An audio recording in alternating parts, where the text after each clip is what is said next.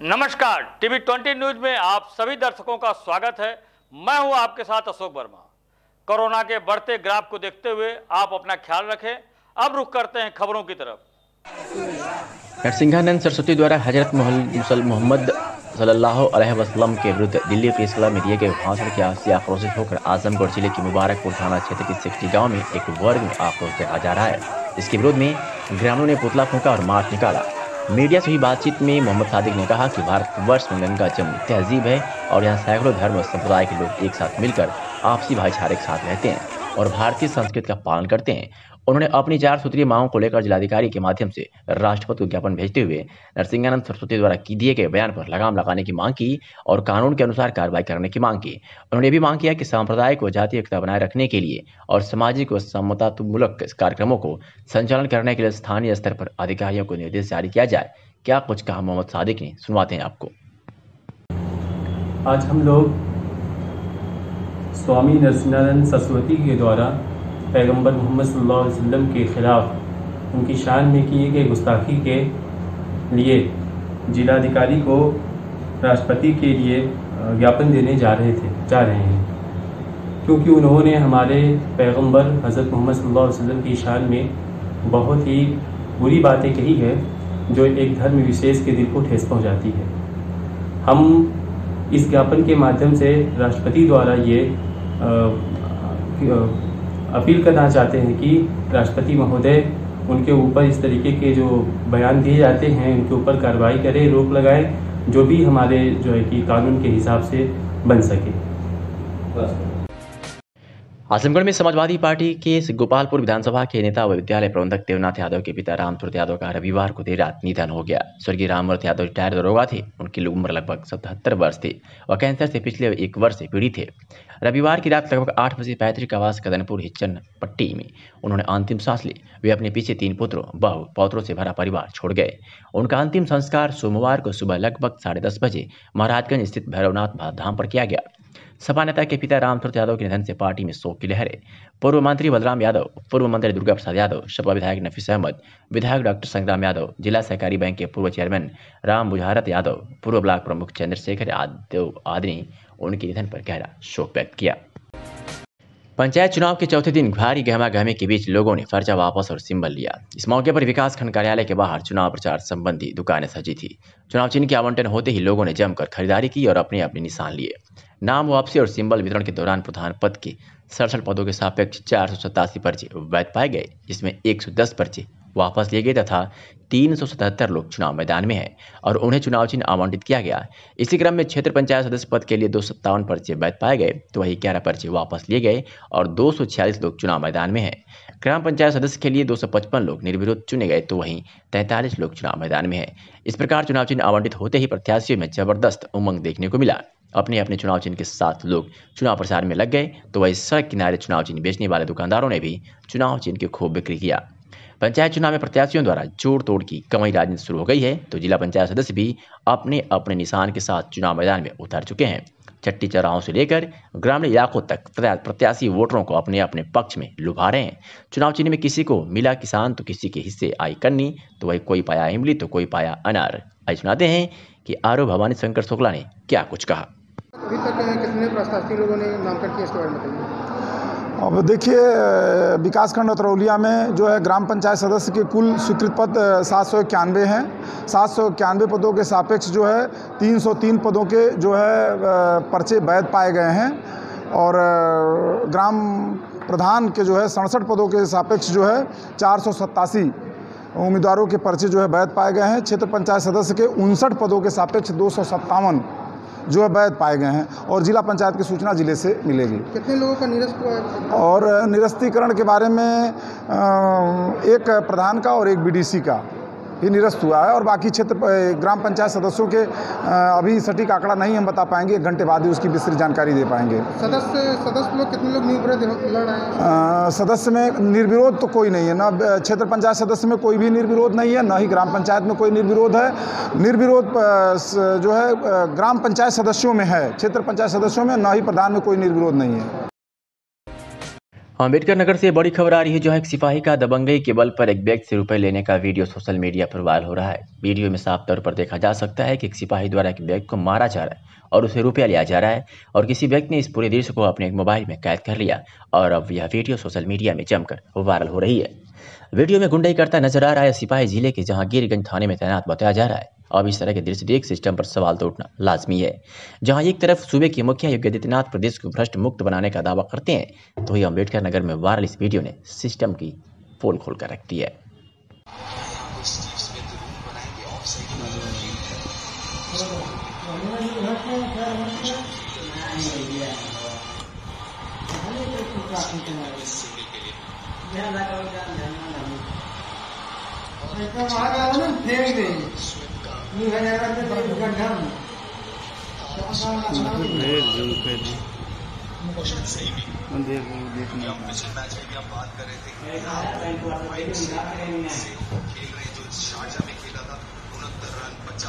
Sharjah वाला जो pitch बहुत अनुकूल बल्लेबाजी के लिए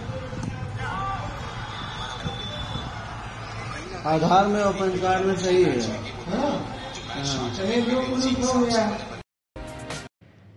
औतरौली थाना क्षेत्र के कटवा फुलवरिया गांव निवासी हरिभान पांडे पुत्र समय पांडे खेत में दोपहर लगभग 12 बजे के करीब शॉर्ट सर्किट से आग लगने के लगभग 1 बीघा गेहूं की खड़ी फसल जलकर राख हो गई। आग की खबर मिलते ही पहुंचे ग्रामीणों ने किसी तरह आग बुझाने में कामयाबी पाई, नहीं तो आग की लपटी और विकराल रूप ले लेती। सूचना मिलने के बाद अग्निशमन विभाग एक बार फिर समय से पहुंचने में नाकाम साबित हुआ, जिससे स्थानीय ग्रामीणों में काफी आक्रोश व्याप्त थे। वहीं बिजली विभाग द्वारा लापरवाही बरतने का भी ग्रामीणों ने आरोप लगाया। खेतों में लगे बिजली के पोल से चिंगारी निकलने के आए दिन आग लगने की घटनाएं सामने आ रही है और इस बात से बिजली विभाग पूरी तरह बेखबर है। क्या कुछ कहा ग्रामीणों ने, सुनवाते हैं आपको। क्या नाम है बाबू आपका? उत्पल पांडे। कैसे आग लगी इसके बारे में बताइए। तार के शॉर्ट सर्किट के कारण दोपहर में हवा तेज चल रही थी, उसके कारण यहाँ पे चिंगारी छटक कर आग लग गई दोपहर में। लगभग कितना जला होगा आपका? लगभग 1 बीघा। 1 बीघा। और दूसरों का भी जला है बगल में, लगभग उनका भी 1 बीघा था।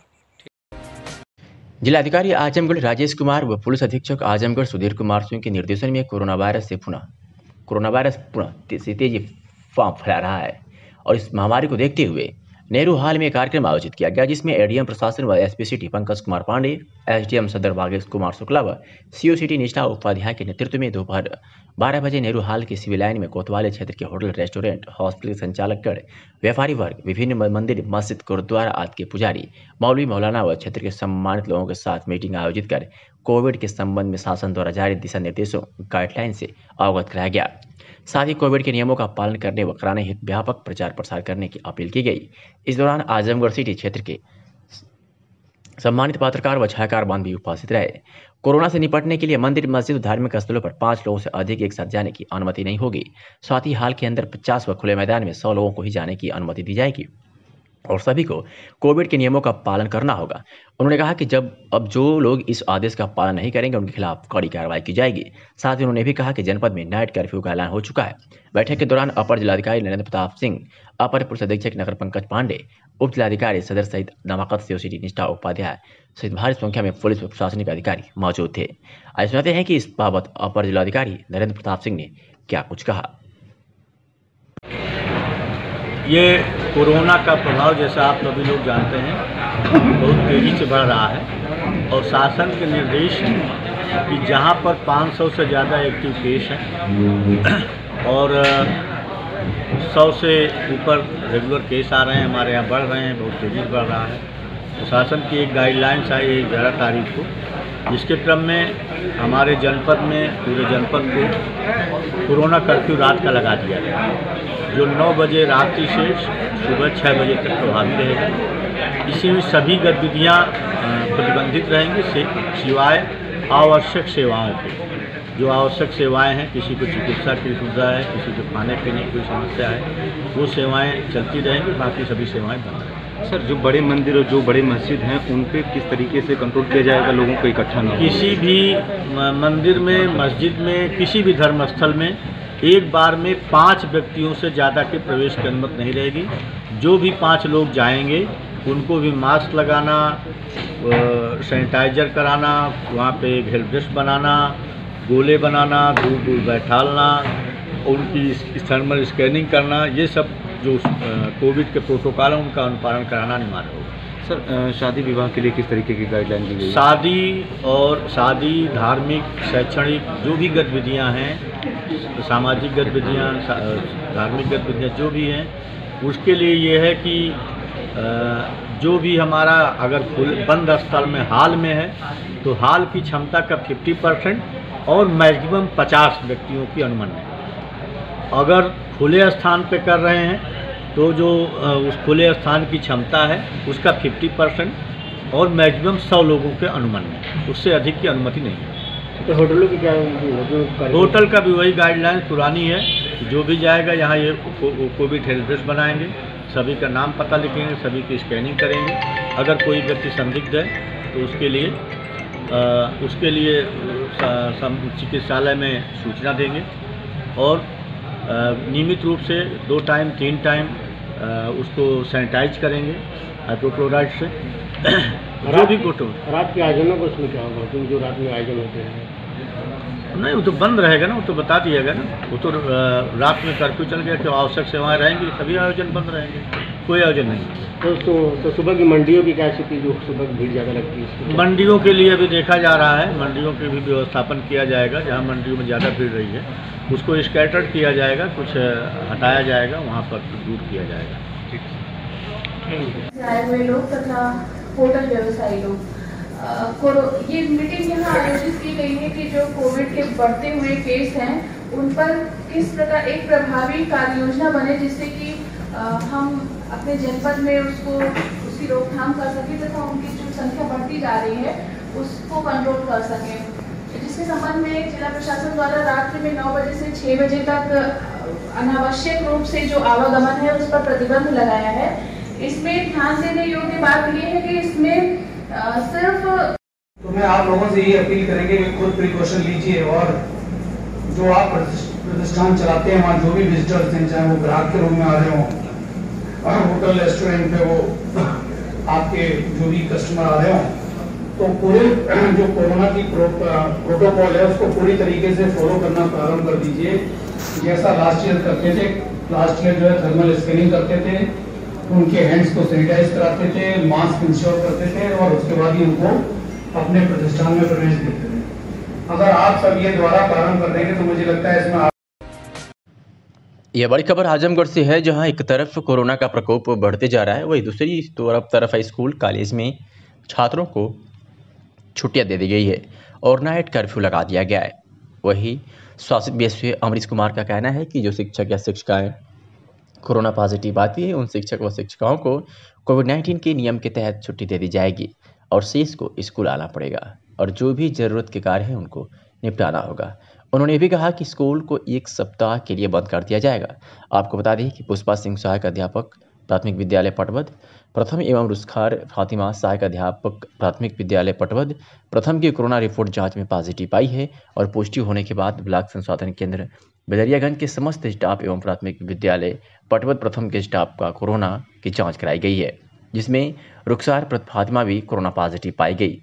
प्राथमिक विद्यालय पटवद में कोरोना पॉजिटिव आने के बाद बेसिक शिक्षा अधिकारी ने कहा कि बीआरसी कार्यालय खुला रहेगा और उसके कर्मचारी समयानुसार कार्यालय आएंगे, जबकि स्कूल कैंपस में ही बीआरसी कार्यालय भी है। कितनी बड़ी विडंबना है कि एक तरफ कोरोना का कहर चल रहा है, वहीं दूसरी तरफ चुनाव में भीड़ हो रही है और रात को कर्फ्यू जारी है। आवश्यक सेवाओं के अलावा सभी गतिविधियां बंद कर दी गई है। इसके बाद भी शिक्षक शिक्षिकाओं को स्कूल जाना जरूरी है। ये शासन के निर्देश पर बेसिक शिक्षा अधिकारी का फरमान है। ऐसे में लोगों का कहना है कि छात्रों की जिंदगी को बचाना है, शिक्षक शिक्षिकाओं की जिंदगी को दांव पर लगा देना है।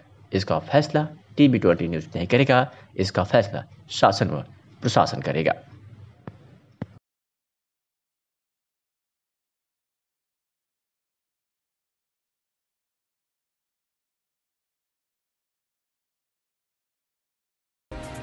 त्रिस्तरीय पंचायत चुनाव को लेकर के चारों तरफ चर्चाओं का बाजार गर्म है। लोगों के सर त्रिस्तरीय पंचायत चुनाव की सरगर्मियां चढ़कर बोल रही है।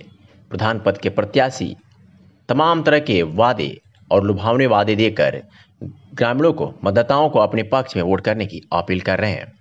ऐसे में TB20 न्यूज संवाददाता आशीष कुमार पांडे बुढ़नपुर के विकासखंड कोयलसा के आतरट गांव में पहुंचे मकसद था वहां के चुनावी सरगर्मियों के बारे में जानने का।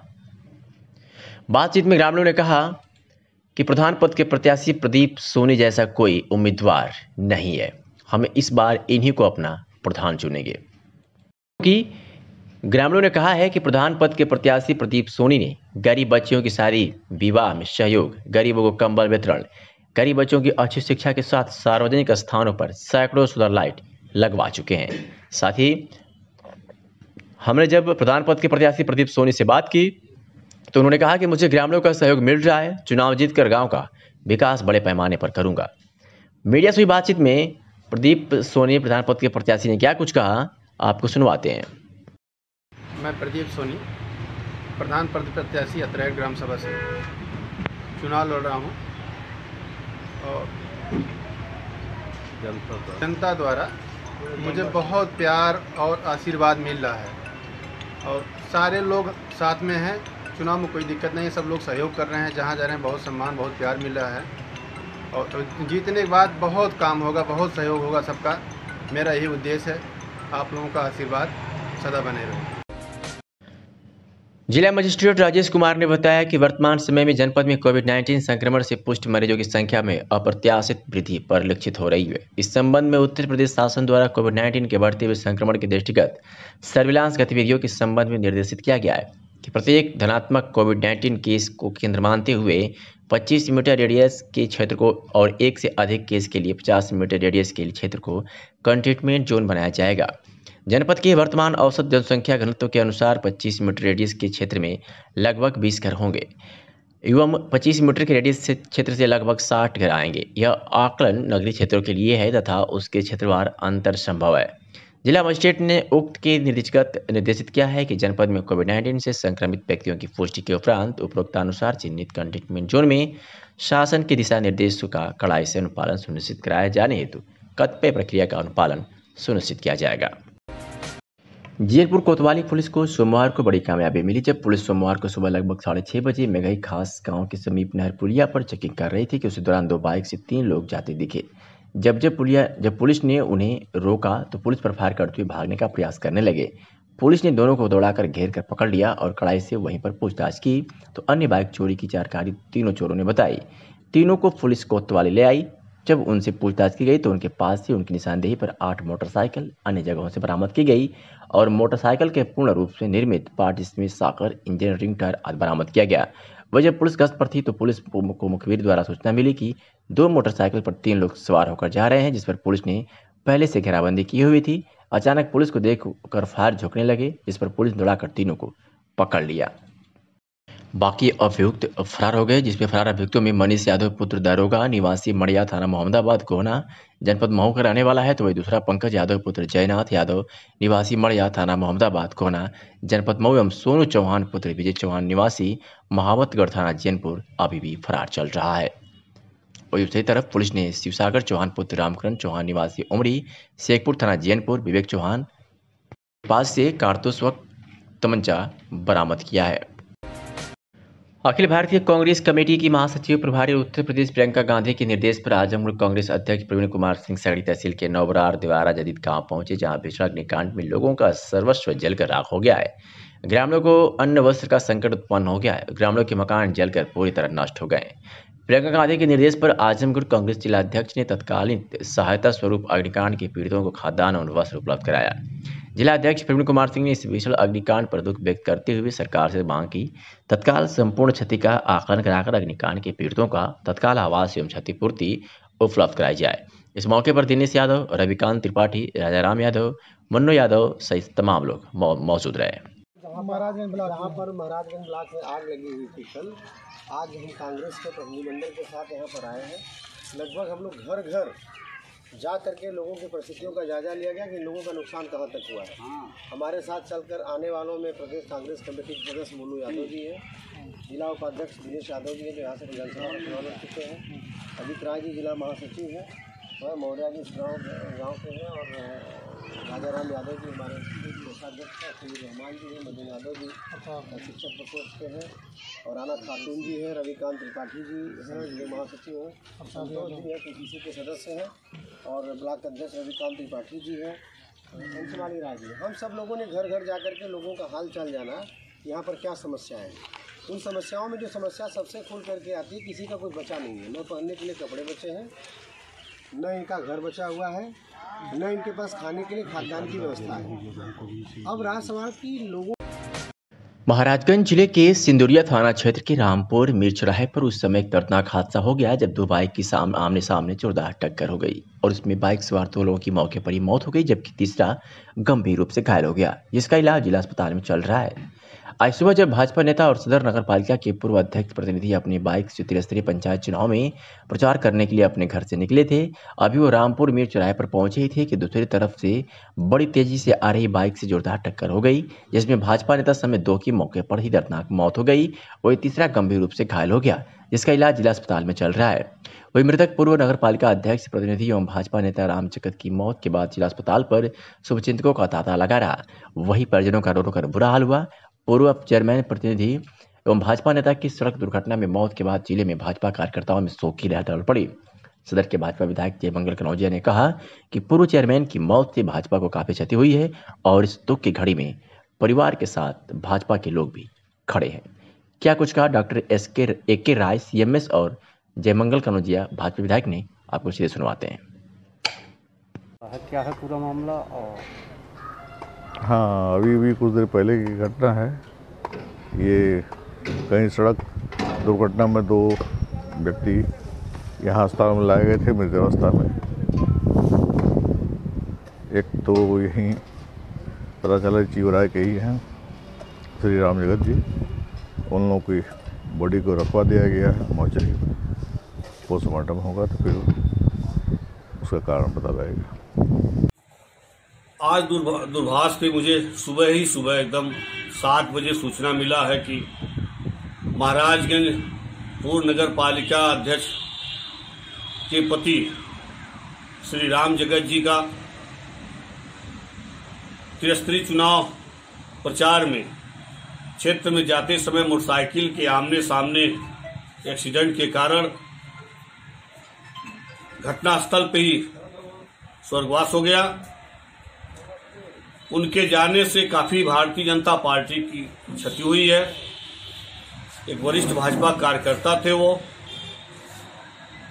और ईश्वर से कामना करते हैं ईश्वर उनको अपने चरणों में स्थान दे और उनके परिवार को इस दुख के घड़ी में सहन करने की शक्ति दे, यही ईश्वर से कामना करता हूं। जौनपुर से खबर है, जहां प्रदेश की राज्यपाल एवं विश्वविद्यालय की कुलाधिपति श्रीमती आनंदीबेन पटेल के निर्देश के क्रम में विश्वविद्यालय की कुलपति प्रोफेसर निर्मला एस मौर्य ने सोमवार को कुलपति सभागार में कोविड नियमों का पालन करते हुए विश्वविद्यालय के शैक्षिकों एवं अधिकारियों के साथ बैठक कर जन जन को टीकाकरण के लिए जागरूक करने की अपील की।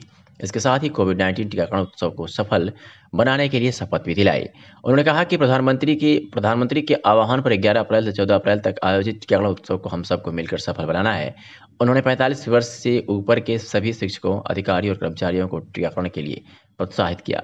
उन्होंने समस्त शिक्षकों, कॉलेजों के प्राचार्य, प्रबंधकों, राष्ट्रीय सेवा योजना, NCC एवं रोवर्स रेंजर्स से जुड़े लोगों से अपील की कि अपने परिवार के साथ ही साथ समाज के अन्य लोगों को भी कोविड-19 से बचाव के टीकाकरण करवाएं। बैठक में उन्होंने विश्वविद्यालय परिसर में कोविड हेल्थ सेंटर की स्थापना का निर्देश दिया। बैठक के पश्चात कुलपति करंजाकला ब्लॉक स्थित स्वास्थ्य केंद्र पहुंचे, जहां अभियांत्रिकी संकाय के प्रोफेसर बीबी तिवारी, राष्ट्रीय सेवा योजना के समन्वयक डॉक्टर राकेश कुमार यादव, फार्मेसी संस्थान के शिक्षक राजीव कुमार सहित परिसर के निवासियों ने टीकाकरण कराया। कहा कि टीकाकरण से इस महामारी का समूल नाश होगा, इसलिए बिना डरे हुए टीकाकरण कराएं। टीकाकरण उत्सव के संदर्भ में टीकाकरण जागरूकता अभियान मैं शपथ लेता हूँ कि अपनी पारी आने पर मैं टीका अवश्य लगवाऊंगी तथा माननीय कुलाधिपति एवं उत्तर प्रदेश शासन तथा माननीय प्रधानमंत्री द्वारा दिए गए निर्देशों का